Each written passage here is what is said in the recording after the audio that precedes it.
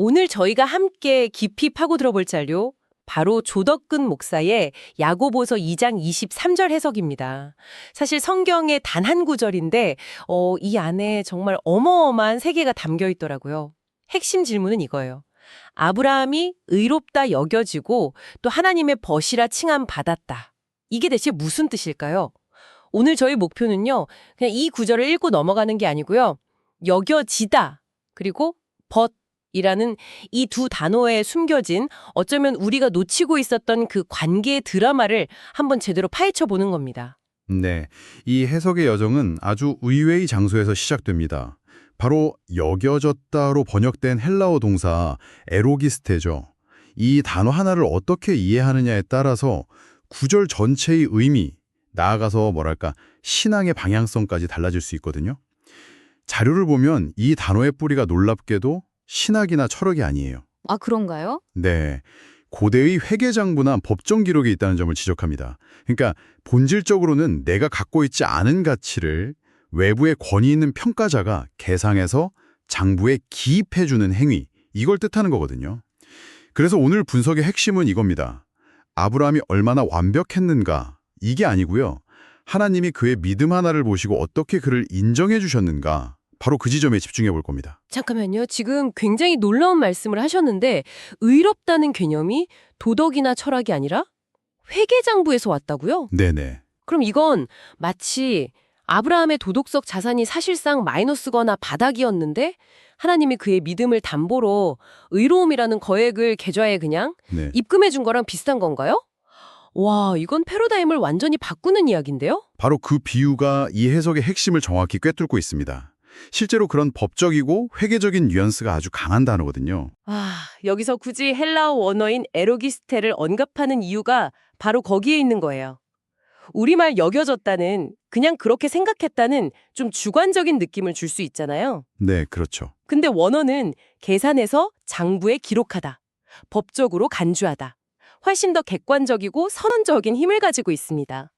이 뉘앙스의 차이가 신학 전체를 바꿀 수도 있는 거죠. 아, 그렇군요.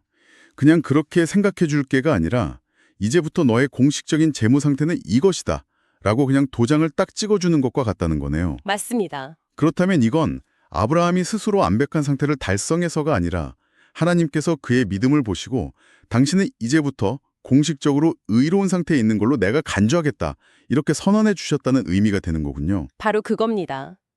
그래서 자료에서도 아주 중요한 대비를 보여주죠. 만약에 아브라함의 행위가 하나님의 기준에서 정말 흠결 하나 없이 완벽했다면 성경은 여겨졌다, 즉 에로기스트가 아니라 증명되었다는 단어를 썼을 거라는 거예요. 아, 증명되었다. 네, 아포데이크늄이라는 단어죠. 증명은 원래부터 있던 사실을 확인하는 행위잖아요. 근데 여겨짐은 외부에서 가치를 부여하고 인정해주는 행위니까요. 와, 그 단어 선택의 차이가 정말 결정적이네요. 증명되었다가 아니라 여겨졌다는 말을 썼다는 것 자체가 이미 인간의 근본적인 불안정성을 전제하고 있다는 거잖아요. 그렇죠. 너는 원래 완벽하지 않다는 걸 나도 안다. 하지만 내가 너의 믿음을 보고 의롭다고 공식적으로 인정해주겠다.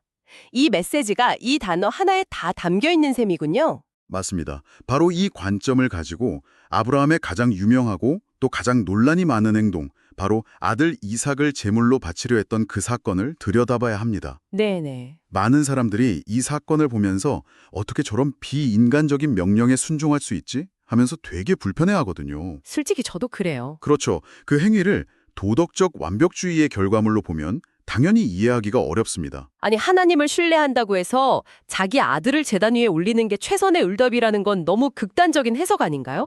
대부분의 사람들한테는 그냥 광신적인 행동으로 보일 텐데요. 이 해석은 그 거부감을 어떻게 설명하죠? 좋은 질문입니다. 이 해석은 바로 그 지점에서 우리에게 관점의 전환을 요구합니다. 하나님이 원하셨던 것은 아들을 죽이는 행위라는 그 결과물이 아니었다는 거죠. 결과가 아니었다? 네, 만약 결과가 중요했다면 정말 이삭은 죽었을 겁니다. 하나님이 보신 것은 결과가 아니라 그 행위를 촉발시킨 아브라함의 마음의 방향성이었습니다. 이걸 신학적으로 지향성이라고도 부르고요. 마음의 방향성. 그러니까 실제로 칼을 휘둘렀느냐 아니냐 이게 아니라 하나님을 향해서 자신의 미래이자 가장 소중한 것까지도 내어놓을 수 있는 그 신뢰의 자세, 그 마음 자체를 보셨다는 거군요. 바로 그겁니다. 아브라함이 가진 모든 것, 그의 미래 전체를 상징하는 아들을 내어놓으면서까지 하나님을 신뢰하겠다는 그 마음의 표현, 그 불완전한 인간이 보여줄 수 있는 최선의 응답을 하나님께서 받으시고 그 마음의 중심을 보시고 됐다. 내가 너의 이 마음을 너의 의로 계상해 주겠다. 라고 선언하신 사건.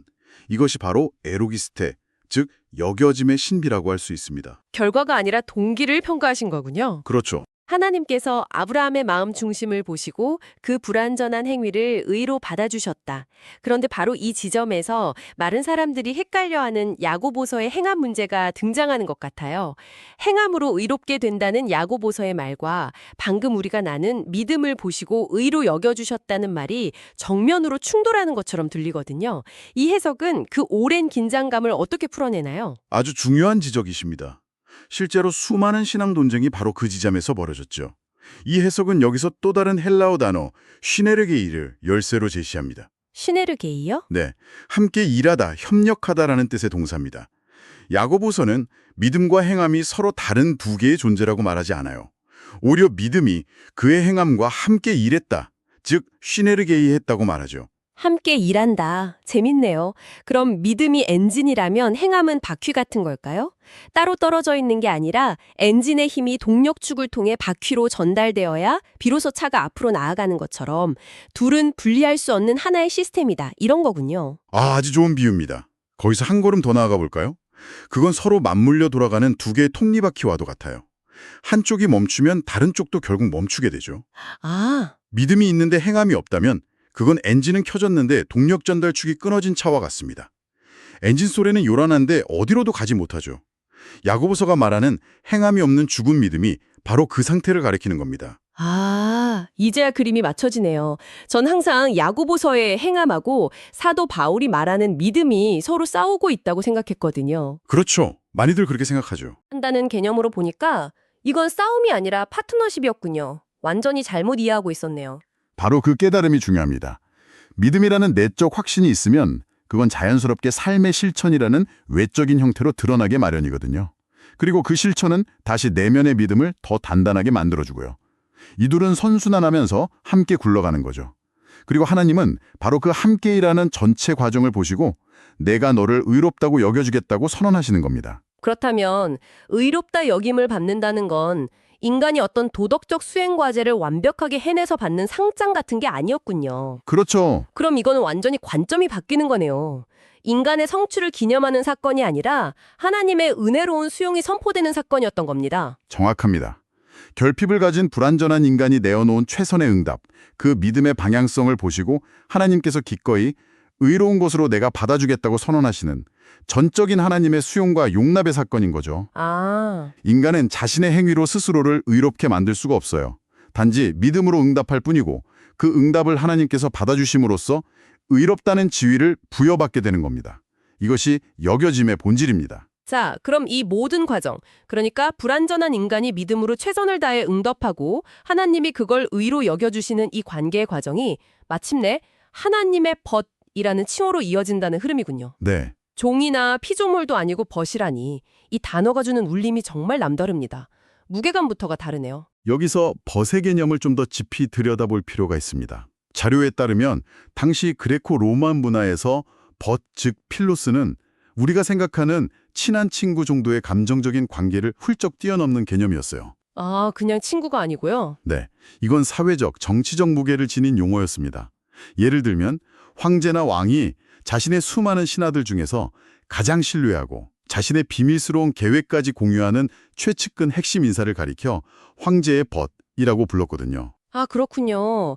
그냥 우리 친하게 지내자 정도가 아니라 이너서클 멤버, 내 계획을 공유하는 동반자라는 강력한 신임의 표현이었네요. 맞습니다. 그렇다면 하나님이 아브라함을 나의 벗이라고 부르셨다는 건 너는 이제 내 계획을 이해하고 나와 함께 그 뜻을 이루어갈 나의 파트너다라고 인정해 주셨다는 의미가 되겠군요. 와, 이건 정말 엄청난 선언인데요. 바로 그겁니다. 하나님께서 아브라함에게 그 칭호를 주신 이유가 그가 도덕적으로 무결점 인간이었기 때문이 아니었다는 점이 다시 한번 중요해집니다. 자료의 표현을 빌리자면 그가 하나님의 뜻을 알고 그 뜻에 동참하려는 신뢰의 태도를 보였기 때문입니다. 아, 신뢰의 태도. 네, 창세기를 보면 소돔과 고모라를 멸망시키기 전에 하나님이 그 계획을 아브라함에게 미리 알려주시는 장면이 나오죠. 네, 나오죠. 왜 알려주셨을까요? 그가 벗이기 때문입니다. 일방적으로 명령만 받는 종에게는 계획을 설명할 필요가 없지만 함께 일하는 벗에게는 자신의 뜻을 공유하는 거죠. 와, 그 장면이 그렇게 연결되는군요. 하나님의 벗은 완벽한 사람이 아니라 하나님을 믿는 사람, 하나님의 마음을 이해하고 그 뜻의 방향으로 함께 발을 내딛는 파트너를 가리킨다는 말이 이제 확실히 와닿습니다. 네, 인간이 신의 뜻에 반응할 때 신 역시 그 사람의 마음 중심을 알아주는 인격적인 상호작용이 일어나는 겁니다. 수직적인 명령과 복종의 관계가 아니라 서로의 마음을 알아주고 뜻을 공유하는 수평적인 관계로의 전환이 일어나는 거죠. 아, 여겨짐이 법적인 신분의 변화를 의미한다면 칭함은 관계의 질적인 변화를 의미합니다. 결국 여겨짐과 칭함이라는 이 두 개념은 인간의 한계와 불완전함을 하나님의 은혜로 덮어주실 뿐만 아니라 그를 파트너의 자리까지 끌어올려 주시는 정말 놀라운 관계적 사건이라고 정리할 수 있겠네요. 그렇죠. 아브라함의 행위라는 하나의 사건을 통해 하나님과 아브라함의 관계가 완전히 새로운 차원으로 도약했다는 거군요. 정확합니다. 그래서 야고보서 2장 23절은 단순한 칭찬이나 과거 사실에 대한 평가가 아니에요. 불완전한 인간이 믿음으로 응답했을 때 하나님께서 그것을 완전한 의로 계산해 주시고 심지어 동역하는 벗으로까지 삼아주시는 이 놀라운 관계의 전환이 일어나는 순간을 포착한 구절입니다. 이 사건을 통해 인간과 하나님은 서로 마음과 뜻이 통하는 관계로 진입하게 된 겁니다. 오늘 조덕근 목사의 해석을 통해 야고보서 2장 23절을 깊이 살펴봤는데요. 의로움의 본질이 성과 중심의 완벽주의가 아니라는 점, 이게 가장 크게 다가옵니다. 네, 내가 얼마나 흠없이 율법 조항을 지켰느냐, 얼마나 완벽한 도덕적 성취를 이루었느냐가 아니었네요. 사실 하나님의 벗이라는 말이 주는 무게가 상당하잖아요. 뭔가 역사에 남을 성인이 되어야만 얻을 수 있는 칭호처럼 들리는데 그렇죠. 오늘 얘기를 들어보니까 정반대였어요. 완벽해서 벗이 되는 게 아니라 오히려 나의 불완전함을 인정하고 하나님께 신뢰로 기댈 때 벗으로 불러주신다는 거군요. 이건 정말 위로가 되네요. 그렇죠. 그 본질은 불완전함 속에서도 하나님을 향한 신뢰를 포기하지 않는 인격적 관계의 지속성에 있었습니다. 한 번의 완벽한 퍼포먼스가 아니라 계속해서 하나님 쪽으로 방향을 맞추려는 그 태도 자체를 귀하게 보신다는 거죠. 맞습니다. 그래서 의롭다 여겨지는 것, 이게 어떤 도덕적 상태의 완성을 의미하는 고림지점이 아니라 하나님과의 새로운 관계, 즉 벗으로서의 관계가 시작되는 출발점이었던 셈입니다. 네, 우리는 오늘 에로기스테라는 어떻게 보면 차가운 회개 용어에서 시작해서 하나님의 벗이라는 가장 따뜻한 관계의 정점까지 살펴봤습니다. 이 해석이 우리에게 던지는 메시지는 분명합니다.